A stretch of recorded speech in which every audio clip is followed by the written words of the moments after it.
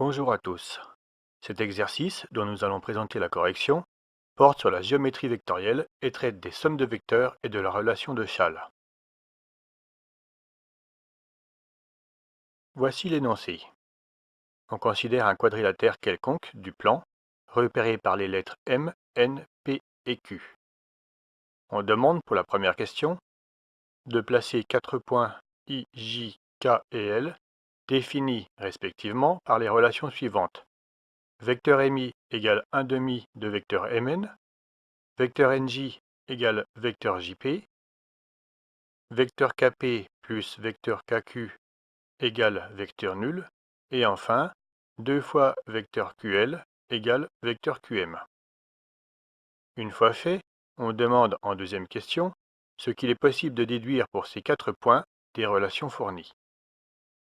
Cet exercice se termine avec une troisième question qui consiste à conjecturer la nature du quadrilatère IJKL, puis à démontrer cette conjecture. En guise de réponse à la première question, vous pouvez prendre connaissance des schémas qui illustrent chacun la construction des 4 points I, J, K et L. La première de ces constructions, par exemple, est aisée à comprendre.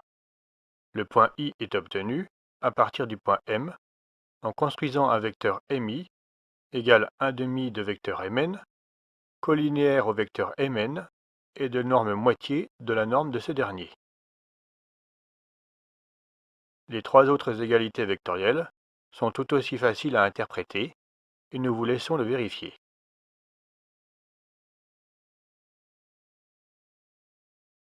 La figure, une fois achevée, montre que les 4 points I, J, K et L occupent, respectivement, les milieux des segments Mn, Np, Pq et Qm. Répondons à la deuxième question.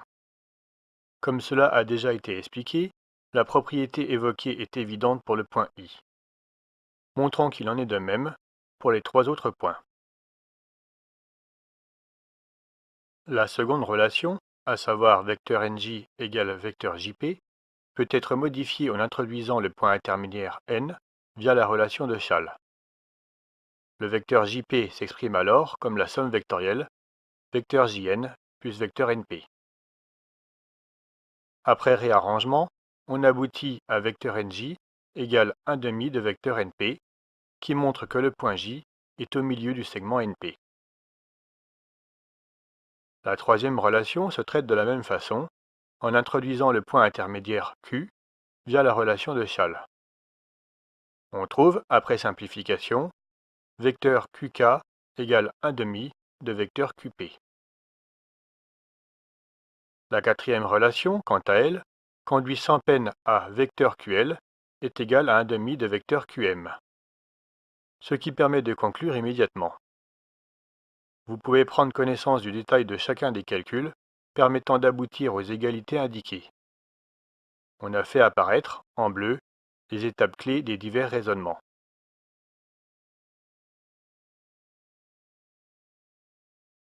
La figure complétée montre, à l'évidence, que le quadrilatère IJKL est un parallélogramme. Démontrons maintenant cette conjecture. Pour ce faire, il faut partir des relations de définition de chacun des 4 points I, J, K et L, ou, ce qui est équivalent, des relations qui en ont découlé et qui sont rappelées ici. Puisqu'il s'agit de démontrer que IJKL est un parallélogramme, il suffit d'établir que, par exemple, vecteur IJ égale vecteur LK. Sachant que toute relation similaire traduisant le fait que les côtés 2 à 2 opposés d'un parallélogramme doivent nécessairement être parallèles et de même longueur, permettrait de conclure de la même façon.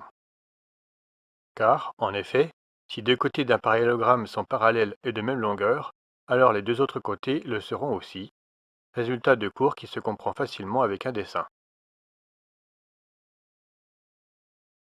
Transformons, en utilisant la relation de Chasles, le vecteur IJ. On utilise pour ce faire le point intermédiaire n, de manière à pouvoir écrire vecteur IJ égale vecteur IN plus vecteur NJ. De la même façon, en introduisant le point Q et en utilisant, une fois encore, la relation de Chasles, on a vecteur LK égale vecteur LQ plus vecteur QK. Comme cela est expliqué en bleu, les deux points N et Q n'ont pas été choisis au hasard. Le premier forme, avec les points M et P, un triangle MNP, tandis que le second forme, avec M et P, un triangle MPQ, possédant un côté en commun avec le premier, le segment MP. Ceci va permettre de relier géométriquement les vecteurs IJ et LK. On trouve, après simplification, que vecteur IJ est égal à 1/2 de vecteur MP. Vous pouvez lire le détail des calculs permettant d'aboutir à ce résultat. On procède de la même façon pour exprimer le vecteur LK en fonction du vecteur MP.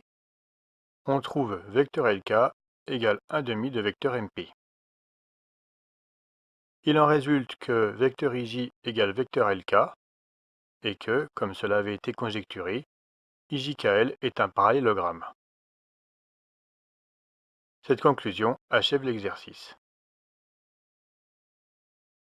Cette vidéo est désormais achevée. Si elle vous a été utile, merci de le faire savoir et soutenez-nous en vous abonnant à notre chaîne. N'hésitez pas à laisser des commentaires si vous avez des questions, des remarques ou encore des propositions d'amélioration.